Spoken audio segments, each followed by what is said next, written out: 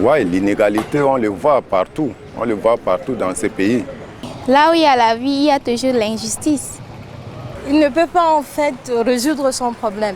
Et donc il faut quelqu'un qui est là, qui peut le soutenir. Donc il y a une inégalité là du côté social en fait. De nos jours, les gens qui sont supérieurs et les autres inférieurs, par exemple, quand tu as un problème, tu pars à le commissariat, celui-ci appelle son cousin est colonel, on vient, on le fait sortir.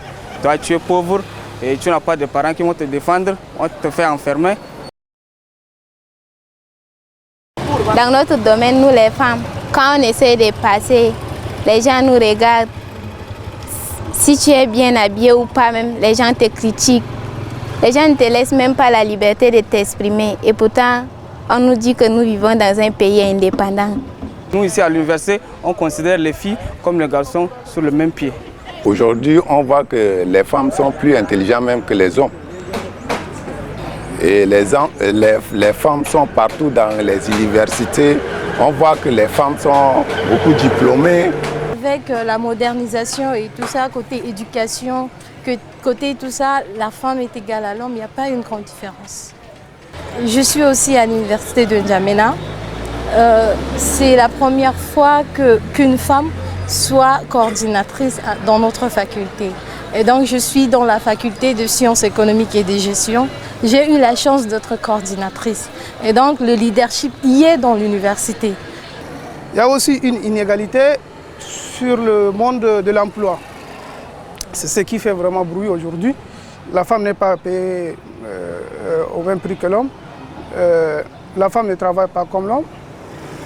Bon, c'est une question qui est vraiment tabou. Même les pays développés sont encore en train de lutter pour ça. Il faut savoir accepter la femme même au travail.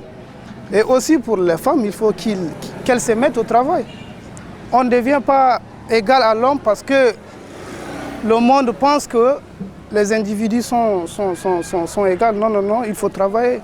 En ville, les femmes sont un peu respectées, je peux dire, et elles ont des places dans des sociétés, mais dans les zones rurales, je peux dire que non, elles se battent pour s'en sortir, pour arracher leur place. Il n'y a pas vraiment l'égalité entre hommes et femmes. Déjà, il y a une question un peu de religion qui se pose. Aussi, la question des préjugés aussi.